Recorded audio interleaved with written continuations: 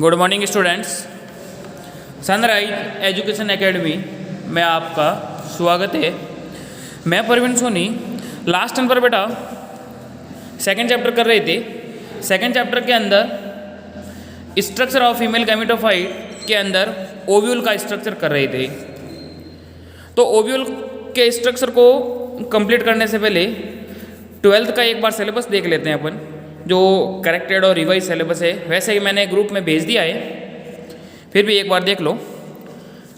इसके अंदर देखो बेटा, जो हटाया गया पार्ट है ना, हटाए गए पार्ट के अंदर जैसे फर्स्ट चैप्टर के अंदर ये फर्स्ट चैप्टर तो कम्प्लीटली हटाया गया है। इसके बाद में फिफ्थ चैप्टर भी पूरा है।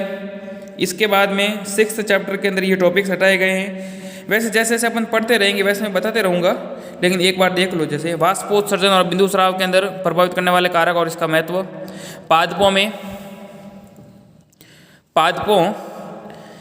में खनिज पोषण और खनिज लवणों के अवशोषण की क्रियाविधि, ये जो है हटाया गया टॉपिक है।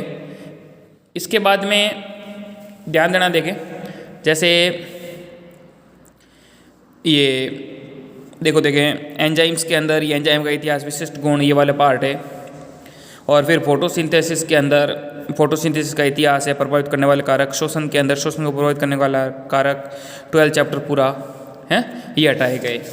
इसके बाद में ये देखो, ये वाले देखो जैसे पादप वृत्ति के अंदर वृद्धि स्थल, प्रावस्था, गति, बल, गति की मापन, ये सब हटाए गए।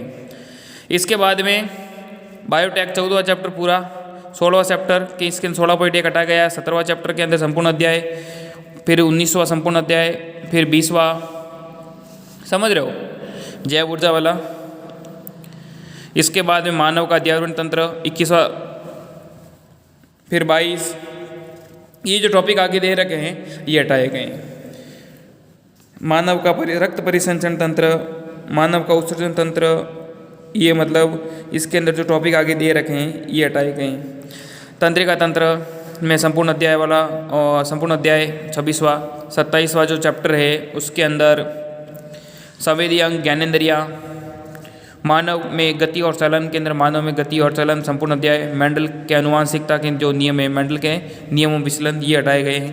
इसके बाद में ये देखो 37वां, 38वां, 39, 37, 38, 40, 41, ये हटाए गए चैप्टर।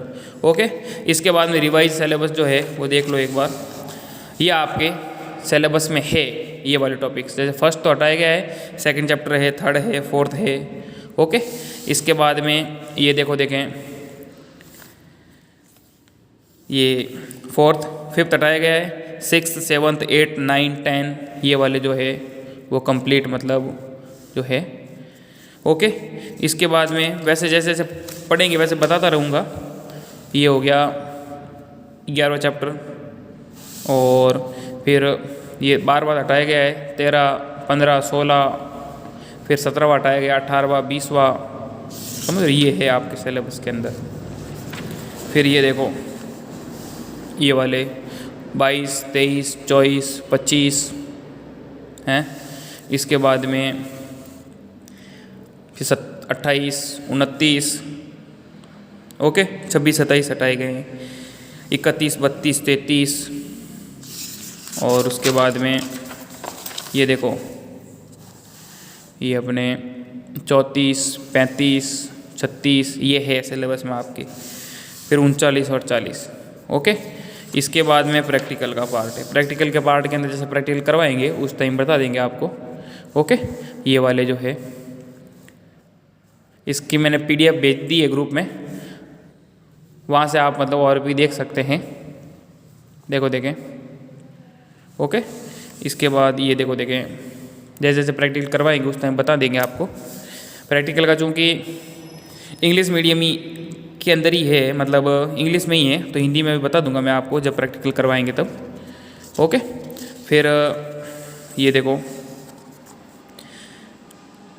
ओके। और ये जैसे अपने संशोधित था पाठ्यक्रम 12th का। इसके बाद में ये देखो डिलीटेड पोर्शन फॉर एग्जामिनेशन, इसके अंदर जैसे ये इंग्लिश मीडियम वालों के है, जो कौन कौन से चैप्टर जो रिलेटिव पहले हिंदी में था वो आगे ये इंग्लिश में दे रखा है। ओके, ये वाला ये देखो इस तरीके से। इसके अलावा ये देखो ये सब जो है ये देखो देखें। ओके, फिर ये रिवाइज सिलेबस जो है बोर्ड का, ये इंग्लिश में है, इंग्लिश हिंदी दोनों में दे रखा, ये देख लेना आप। जैसे जैसे टॉपिक करवाऊंगा वैसे बता दूंगा मैं और भी, लेकिन एक बार आप रीड आउट देख लेना एक बार, समझ रहे हो। ओके, इसके बाद में ये देखो देखें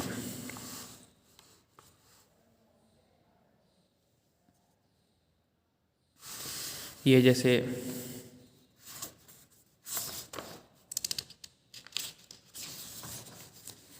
ये वाला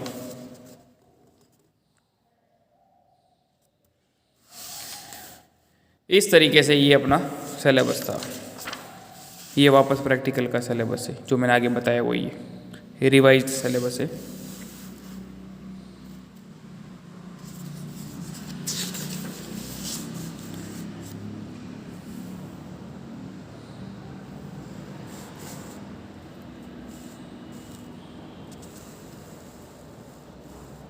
इस तरीके से।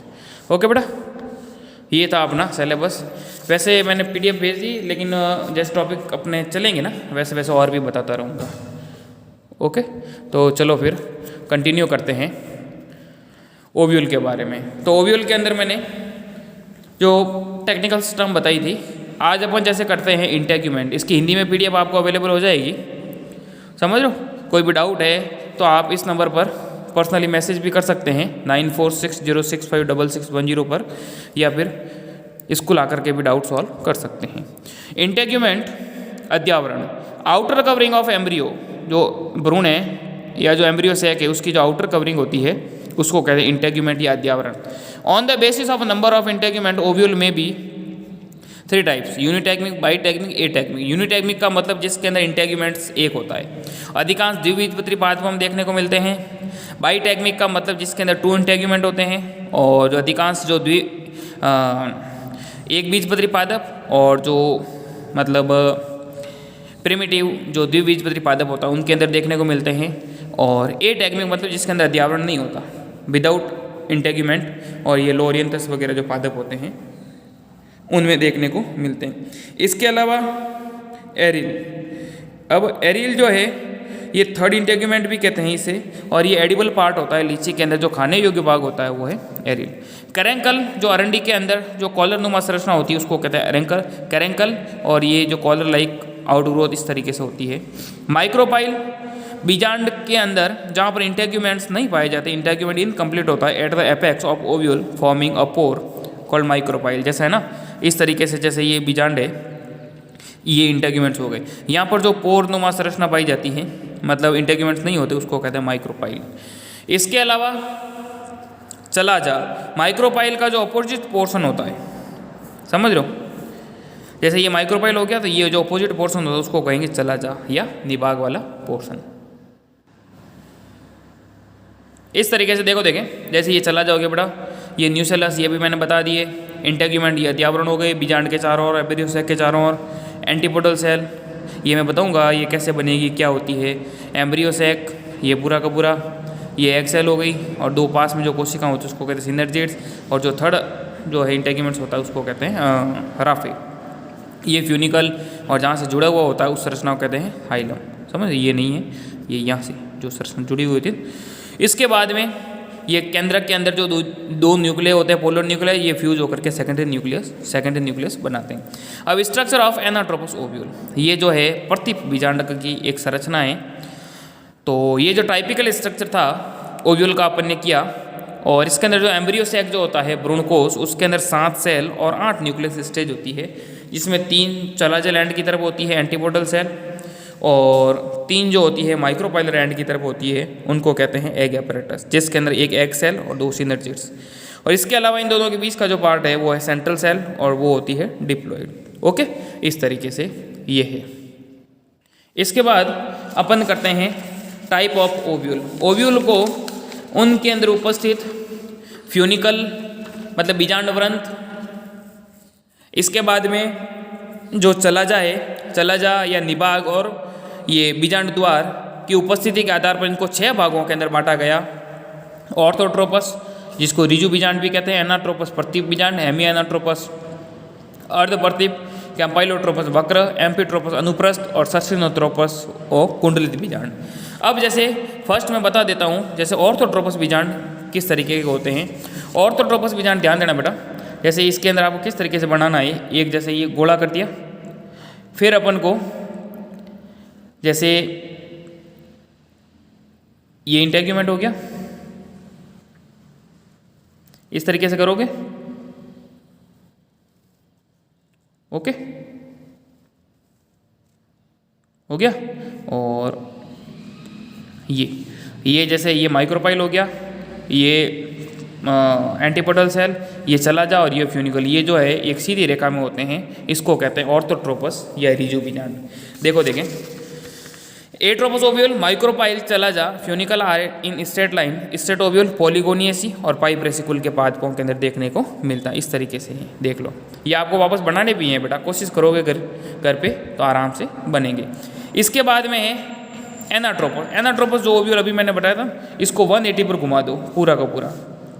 कैसे करोगे, जैसे मान लीजिए ये जैसे ओव्यूल है, अपन को इंटेग्यूमेंट को नीचे से लेना है, कहने का मतलब समझ लो। 2 तो ऐसे कर लो, फिर एक जो करो इस तरीके से,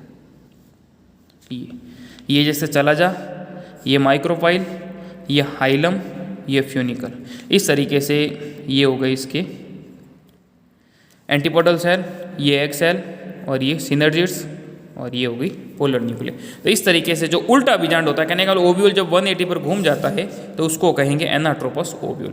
देखो देखें, body of ovule turn at 180 angle due to unilateral growth of funicle, inverted ovule भी कहते हैं। Hilum micropyle lie side by side very close to the each other. 82% ध्यान रखना बेटा, सबसे अधिक जो आवर्तबीजी पादप होते हैं 82% कुलों के अंदर ये एनाट्रोपस ओव्यूल या प्रतीप बीजांड देखने को मिलता है। इसकी हिंदी में भी आपको PDF अवेलेबल हो जाएगी, दिस टाइप ऑफ ओव्यूल। इसके बाद में ये देखो, ये एनाट्रोपस ओव्यूल। इसके बाद में आता है third hemianatropous. Hemianatropous के अंदर क्या करना, ओव्यूल जो था ना उसको 90 डिग्री पर घुमाना है इस तरीके से। जैसे ये ओव्यूल है, जैसे मैं बना रहा हूँ ना वैसे आपको कॉपी और पेन लेके बैठो, ताकि आप भी कोशिश करो साथ में इस तरीके से।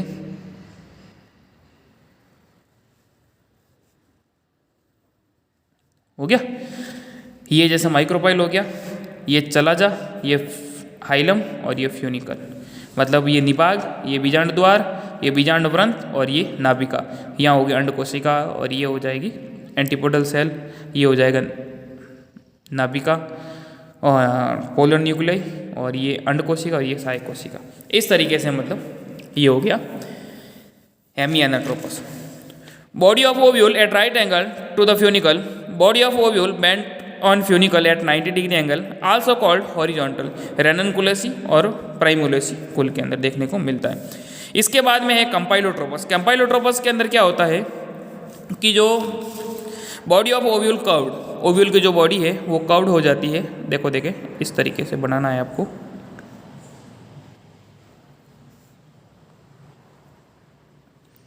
यहाँ से एक तो इंटेग्यूमेंट यहाँ से ले लो, यादा, और एक जो है इंटेग्यूमेंट हो गया।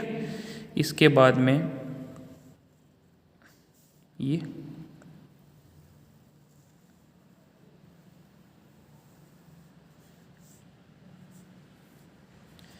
ये माइक्रोपाइल हो गया, ये एम्ब्रियो सैक हो गया, समझ रहे हो, ये अंडकोशिका और बाकी ये एंटीपोडल सेल, ये चलाजा वाला पोर्शन हो गया और ये हो गया फ्यूनिकल।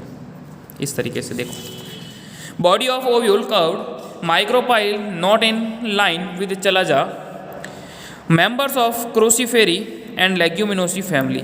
क्रूसिफेरिया और लेग्यूमिनोसिकुल के पादपों के अंदर ये देखने को मिलते हैं। 4, इसके बाद में है एम्फीट्रोपस। एम्फीट्रोपस ओव्यूल के अंदर क्या होगा कि ओव्यूल और जो एम्ब्रियो सैक है वो दोनों ही कर्व्ड हो जाते हैं इस तरीके से। देखो देखिए,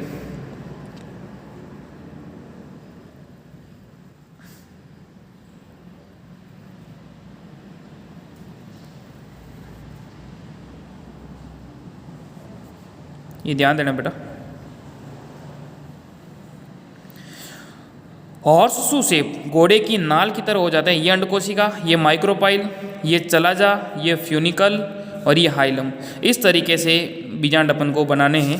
ये देखो देखें इस तरीके से।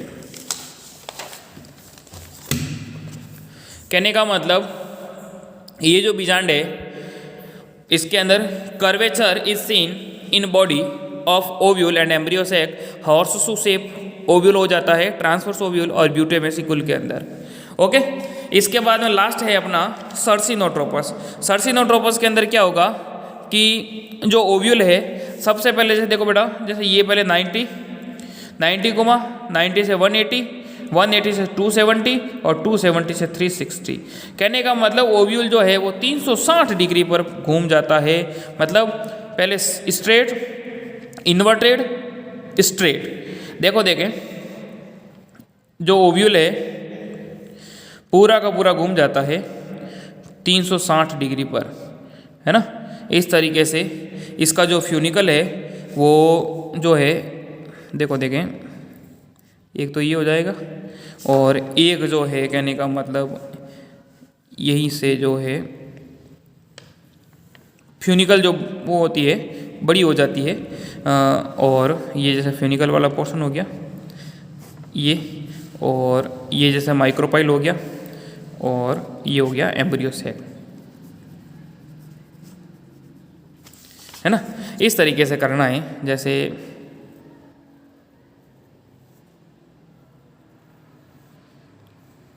एक तो इस तरीके से बना दोगे और एक जैसे ये है ना, इस फ्यूनिकल को आपको लंबा लेना है।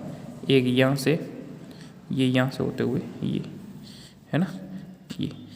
ये इसको मैंने कह दिया, ये वाला है ना, ये फ्यूनिकल हो जाएगा। ये यहाँ से ये वाली फ्यूनिकल, ये माइक्रोपाइल, ये एम्ब्रियो सैक, है ना। इस तरीके से आपको बनाने हैं ये वाले। और ये मिलेगा कॉइल ओव्यूल भी कहेंगे इसको, कैक्टेसी और प्लम्बोजेनेसिकुल के पादपों के अंदर। तो इस तरीके से बेटा ये 6 प्रकार के ओव्यूल थे। ऑर्थोट्रोपस, एनाट्रोपस, हेमिएनाट्रोपस, सर्सिनोट्रोपस, कैम्पाइलोट्रोपस, एम्फीट्रोपस और जो थे ऑर्थोट्रोपस, एनाट्रोपस, हेमिएनाट्रोपस 3, कैम्पाइलोट्रोपस 4, एम्फीट्रोपस 5 और सर्सिनोट्रोपस 6। किस किस में होते हैं, किस तरीके से होते हैं, ये ध्यान रखना। Okay, horse shoe shape ovule कौन सा है, किस में होता है, ये ध्यान रखना। एम्फीट्रोपस ओव्यूल है, ये ज़्यादातर पूछते हैं। इसके बाद में इस चैप्टर का लास्ट टॉपिक रह रहा है मेगा स्पोरोजेनेसिस। जिस प्रकार माइक्रो स्पोरोजेनेसिस था उसी प्रकार megasporogenesis. The process of formation of megaspore from the megaspore mother cell is called megasporogenesis. Megaspore mother cell के द्वारा मेगा स्पोर के जो निर्माण की प्रोसेस है उसको कहेंगे मेगा स्पोरोजेनेसिस, या इसको हिंदी में कहते हैं गुरु बीजाणु जनन। गुरु बीजाणु मात्र कोशिका से गुरु बीजाणु का जो निर्माण की जो प्रोसेस है उसको कहेंगे गुरु बीजाणु जनन। देखो देखे, जैसे सबसे पहले जैसे ये चित्र देखो बेटा, जैसे ये मान लीजिए एपिडर्मिस है। एपिडर्मिस के नीचे जो कोशिकाएं होती है उसको कहते हैं हाइपोडर्मिस। हाइपोडर्मिस की कुछ एक कोशिकाएं क्या होती है, आकार के अंदर बड़ी हो जाती है। इन बड़ी कोशिकाओं को कहेंगे प्रपशु कोशिका या आर्कीस्पोरियल सेल। ये कोशिकाएं क्या होती है, cell bigger in size, clear nucleus and dense cytoplasm. अब इस कोशिका के अंदर क्या होगा, अनइक्वल डिवाइड करेगी। अनइक्वली डिवाइड करके बाहर की तरफ तो बनाएगी प्राइमरी पैराइटल वॉल, प्राथमिक भित्ति कोशिकाएं, जो आगे चल करके वॉल का फॉर्मेशन करती है। इनर वाली जो है प्राइमरी स्पोरोजिनस सेल बनाती है, और प्राइमरी स्पोरोजिनस सेल है वो आगे चल करके बनाएगी गुरु बीजाणु मात्र कोशिका या मेगा स्पोर मदर सेल।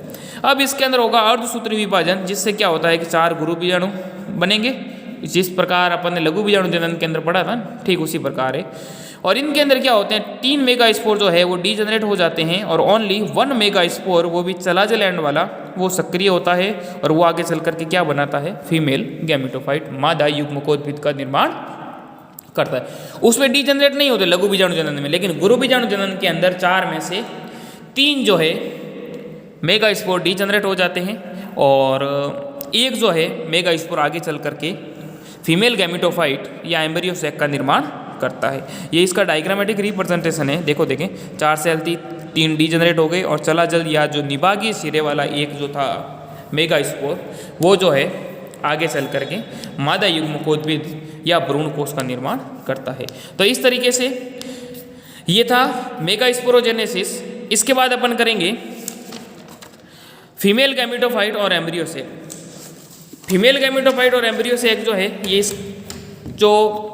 ये जो क्लास है इसका लास्ट टॉपिक रहेगा, समझ रहे हो।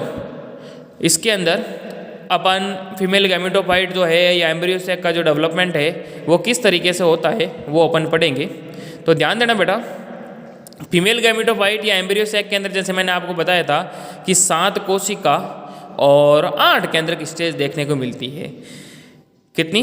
7 कोशिका और 8 केंद्रक। अब 7 कोशिका और 8 केंद्रक किस तरीके से है वो ध्यान देना आप। देखो देखें, सबसे पहले क्या होता है कि इसके अंदर जो फीमेल गैमेटोफाइट है, फीमेल गैमेटोफाइट जो चलाजल एंड वाला जो सक्रिय होता है, इनके अंदर 3 समसूत्री विभाजन होते हैं। 3 समसूत्री विभाजन, समसूत्री विभाजन का मतलब हो गया जिसके अंदर गुणसूत्र की संख्या समान होती है। कहने का मतलब जैसे फर्स्ट है, जैसे ये जो था मेगा स्पोर था क्रियाशील गुरु बीजाणु, इसके अंदर फर्स्ट माइटोटिक जो डिवीजन हुआ केंद्रक के अंदर, उससे 1 से 2 केंद्रक बने और ये केंद्रक जो है विपरीत पोल की तरफ चले जाते हैं। ये हो जाता है इसका निभागीय सिरा और ये बीजाणु द्वारीय सिरा। अब इसके अंदर सेकंड समसूत्री विभाजन होगा जिससे 2 से 4 केंद्रक बनेंगे, 4 न्यूक्लियोटाइड स्टेज। फिर थर्ड माइटोटिक समसूत्री डिवीजन होगा और 4 से 8 बनेंगे, लेकिन इसके अंदर गुणसूत्रों की संख्या सब में समान होगी।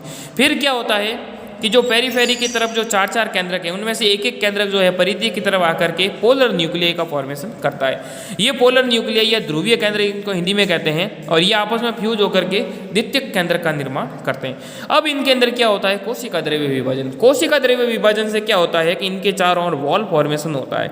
जो 3 केंद्रक थे ये 3 कोशिकाएं बन जाएगी और जो बीजाणु द्वार की तरफ जो 3 केंद्रक थे वो 3 कोशिका, 3 और 3 6 और एक ये पूरी कोशिका केंद्रीय कोशिका कितनी हो गई, 7 कोशिका। 3 कोशिका ये, 1 4 कोशिका, 3 और 1 4, 4 और ये 3 यहाँ पर, 4 और 3 7, समझ रहे हो। इसके अलावा ये जो इनको जो निभाग की तरफ 3 कोशिका हैं उनको कहेंगे प्रतिमुखी कोशिका या antipodal cell.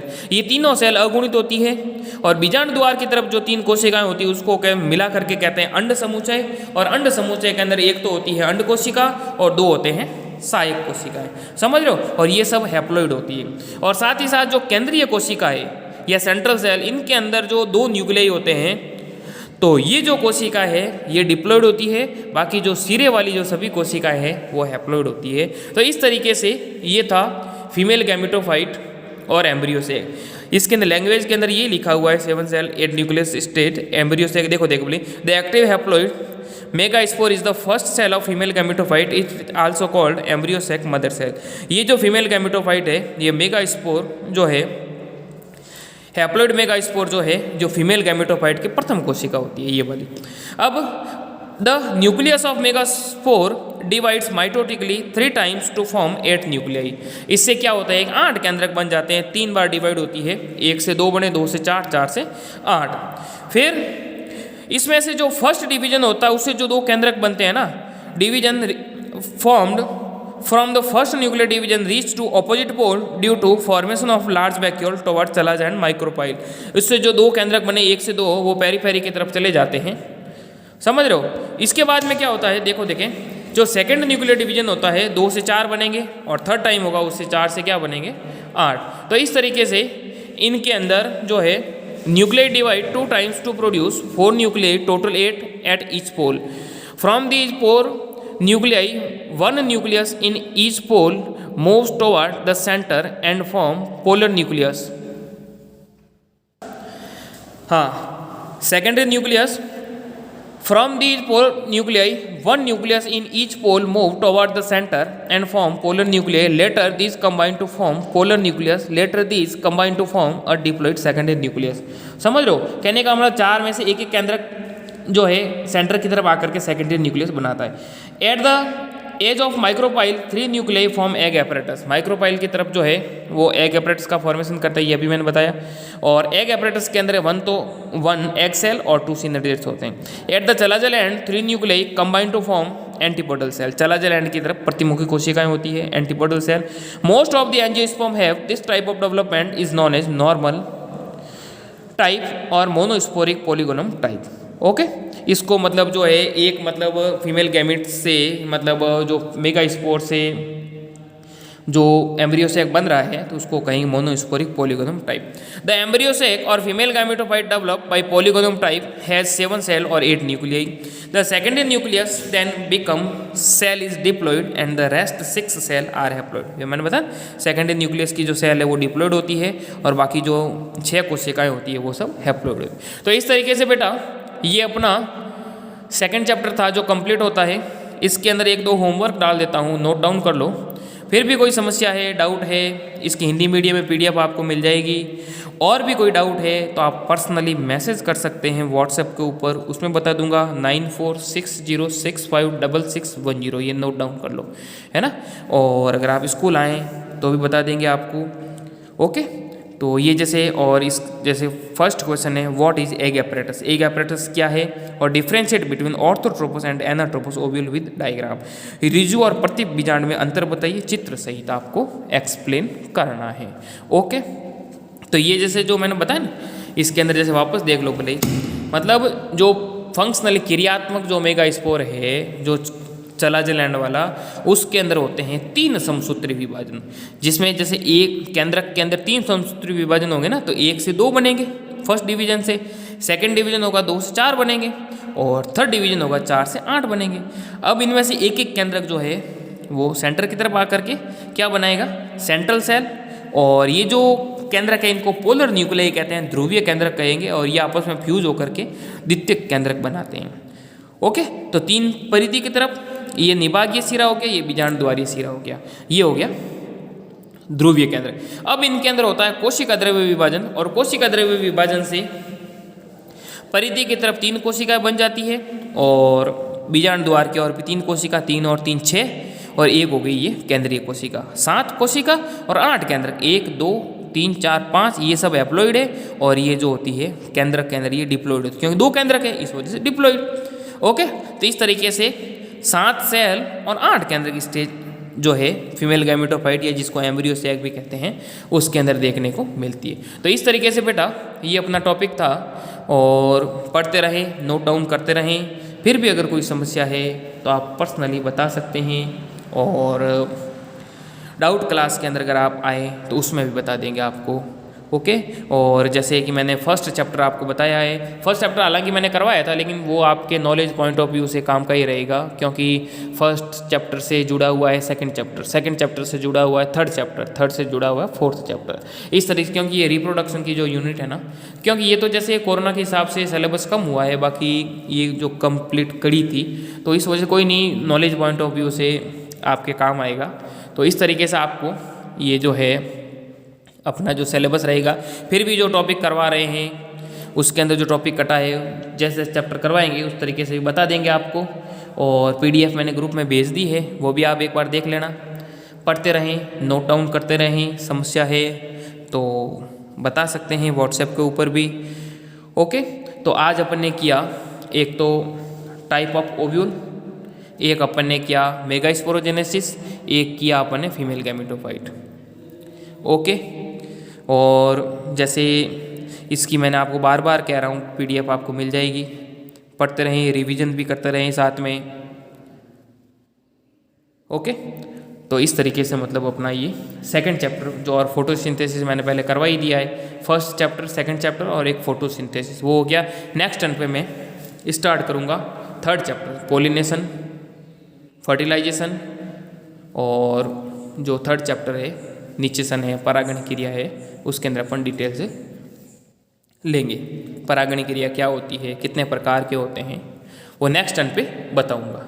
Okay, thank you.